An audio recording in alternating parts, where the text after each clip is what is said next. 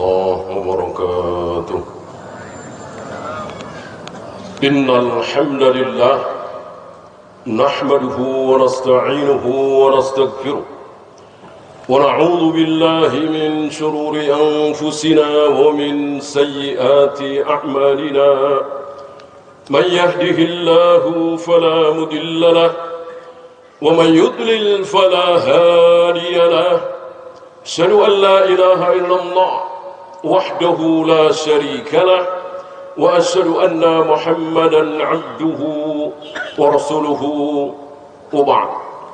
فإن خير الكلام كلام الله وخير الهدي هدي محمد صلى الله عليه وآله وسلم وشر الأمور محدثاتها فإن كل محدثة بدعة وكل بدعة ضلالة وكل ضلالة في النار. Ayuhal ikhwah, di sini dengan tenang kita melaksanakan sholat, qiyamul lail, saum, baca Al-Quran, dan seterusnya. Tapi tidak dengan saudara-saudara kita di Palestina. Untuk sholat saja, untuk ibadah saja, dijaga oleh tentara Yahudi yang begitu biadab. Bukan Israel. Jangan sebut mereka Israel. Mereka senang, mereka girang disebut sebagai Israel. Mereka menipu kaum muslimin dengan menamakan dirinya Israel. Israel laki-laki soleh. Israel adalah ayahnya Nabi Yusuf, anaknya Nabi Ishak, cucunya Nabi Ibrahim alaihi wassalatu wassalam. Nama lain beliau adalah Nabi Yakub. Terlalu suci nama Israel untuk mereka. Al-Quran menjadi saksi. Al-Quran menjadi saksi bahwa ayah Nabi Yusuf adalah Israel. Kullu tu'ami kana hillan li bani Israel illa ma harrama Israel. Seluruh makanan dulunya halal untuk Bani Israel kecuali yang diharamkan oleh Nabi Israel sendiri. Israel Nabi mulia. Mana ada Nabi yang tidak mulia? Kaum muslimin tertipu. Lihat aja hari ini, hampir-hampir nggak ada kaum muslimin yang menamakan anaknya dengan Israel. Padahal ini nama mulia.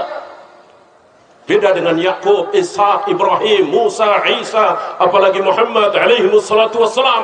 Nama-nama ini dipakai oleh kaum muslimin. Adapun Israel tidak. Padahal ini nama laki-laki mulia.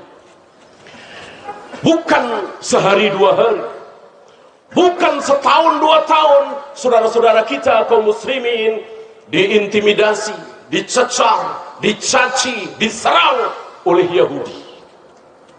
Bahkan dari 1967, antum ingat terkenal dengan perang 6 hari, dikeroyok setidaknya oleh 3 negara besar, Mesir, Yordan, Syria, tetap bertengger. Padahal jumlah Yahudi ini sedikit sekali. Kaum muslimin luar biasa. Puluhan tahun kaum muslimin tidak bisa mengalahkan mereka. Padahal Rasul dan para sahabat nggak sampai 7 tahun habis mereka. Perang terakhir antara kaum muslimin, Rasul dan para sahabat dengan Yahudi, bangsa kera dan babi ini, perang Khaybar tahun ke-7 Hijrah, kira-kira 7 tahun.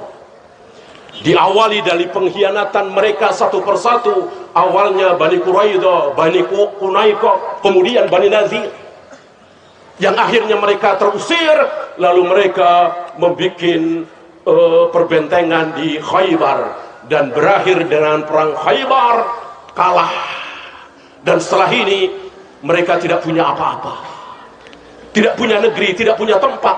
Sampai 1000 tahun lebih baru muncul tokoh mereka, Theodore Herzl, membuat satu gerakan Zionis merebut Palestina dari bangsa kaum muslimin. Dan insya Allah kaum muslimin tidak akan bisa mengalahkan Yahudi. Tidak akan.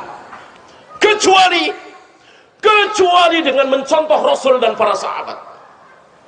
Kecuali dengan tidak mencontoh kelakuan mereka. Bagaimana kaum muslimin akan mengalahkan Yahudi sementara kaum muslimin ikut-ikutan kelakuan Yahudi? Yang menghalalkan yang haram, mengharamkan yang halal siapa? Yahudi. Ditiru oleh kaum muslimin. Padahal kaum muslimin minimal 17 kali dalam sehari semalam memohon kepada Allah supaya tidak ikut-ikutan Yahudi. Siapa yang memohon cuma 16 kali, 15 kali, 14 kali, dosa besar. Dosa besar. Kecuali ketika safar. Ketika mukim tidak safar, minimal seorang muslim memohon kepada Allah supaya tidak mengikuti kelakuan Yahudi minimal 17 kali dalam sehari semalam. Apa? Ihdinas siratal mustaqim. Tunjukkanlah kepada kami ya Allah jalan yang lurus. Jalan yang lurus itu jalannya siapa? Islam tidak mengajarkan jalan seperti apa, tapi jalannya siapa? Karena mencontoh lebih mudah daripada ngarang.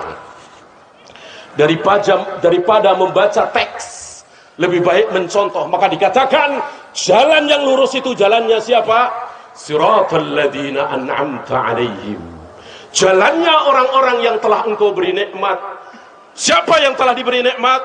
An-Nisa menjawab, minan nabiyyin was-siddiqin wasyuhada was-salihin wa hasuna ulaika rafiqa.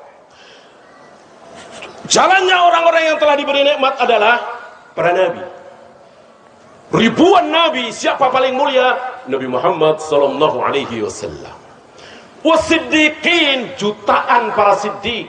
Siapa? Siddiqul akbar, siddiq terbesar, dan itu keluar dari lisan Nabi alaihi salatu wasallam, Siddiqul akbar. Siapa lagi kalau bukan Abu Bakar? Wasyuhada, orang-orang yang mati syahid, jutaan orang yang mati syahid. Siapa yang terbesar? Yang ketika masih hidup sudah dibilang syahid.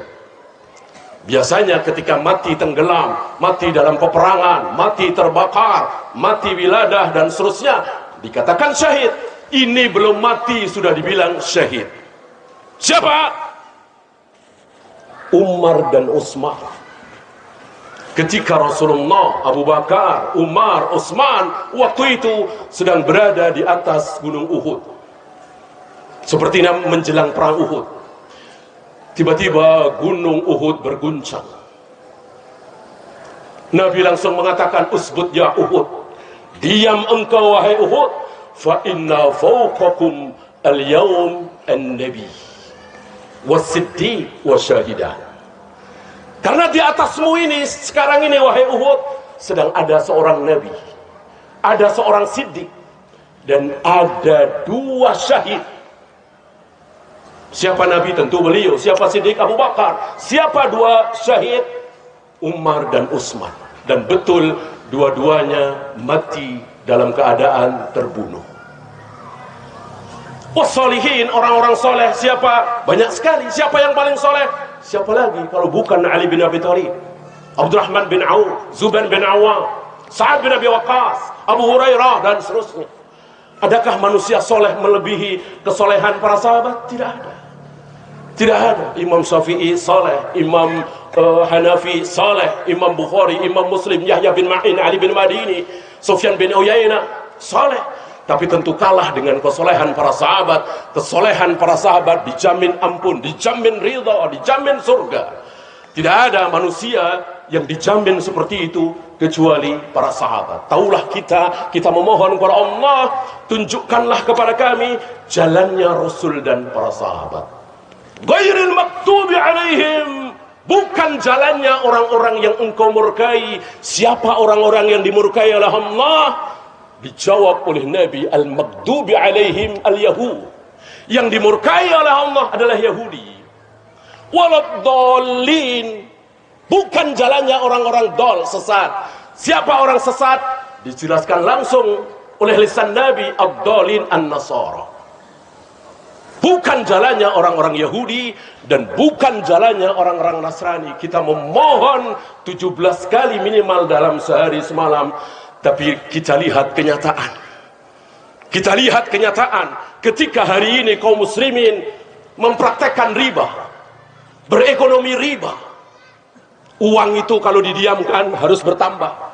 Sekarang 1 miliar, didiamkan tahun depan nggak mungkin 1 miliar, harus lebih. Ini prinsip siapa?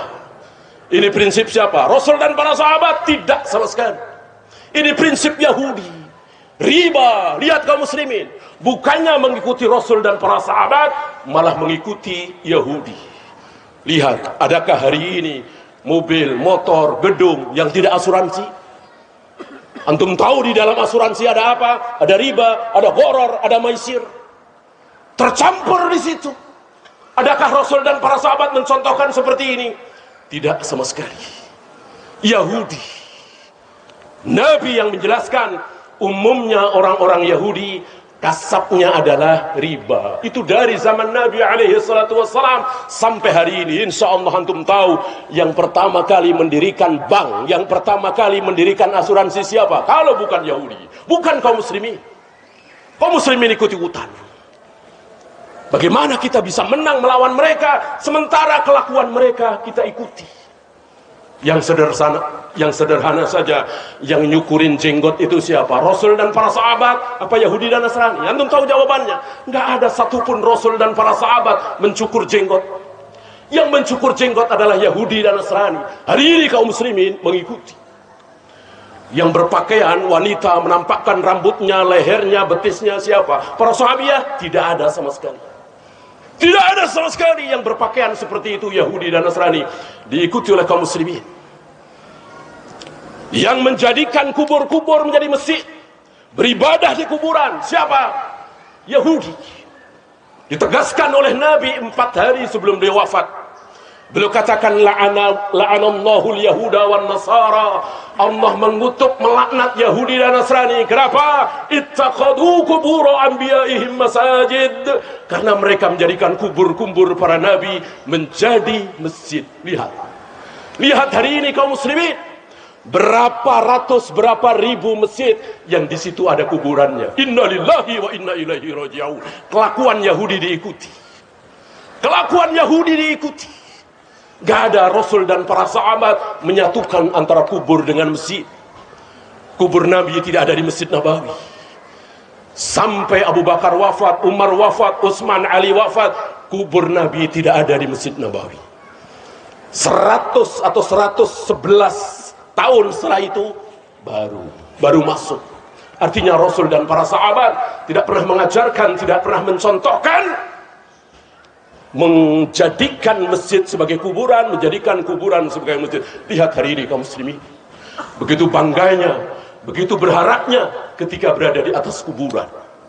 Ketika berada di atas kuburan, salat di masjid biasa, salat di atas kuburan wali menangis. Innalillahi wa inna ilaihi raji'un. Kalau kuburan wali mengandung berkah, kuburan orang soleh ada sesuatu, tentu Nabi akan nyari-nyari mana kuburan Nabi Ibrahim, mana kuburan Nabi Musa, mana kuburan Nabi Harun, Nabi Yahya. 124.000 Nabi, tentu makamnya luar biasa. Gak ada satupun yang dikasih tahu oleh Allah lewat lisan Nabi alaihi salatu wassalam. Kubur Nabi Ibrahim di sini, kubur Nabi Ismail di sini, kubur Nabi Sulaiman di sini, kubur Nabi Musa di sini. Kunjungi rame-rame, cari berkah di situ. Gak ada. Gak ada sama sekali. Bagaimana hari ini cuman kiai, cuman orang saleh, tentu jauh di bawah derajat para nabi, para rasul. Dikunjungi beramai-ramai dengan mengeluarkan biaya jutaan, dengan nginep, dengan safar. Padahal Nabi tidak pernah mengajarkan seperti itu. Ini rupanya yang menghalangi kaum muslimin bisa memenangkan Yahudi.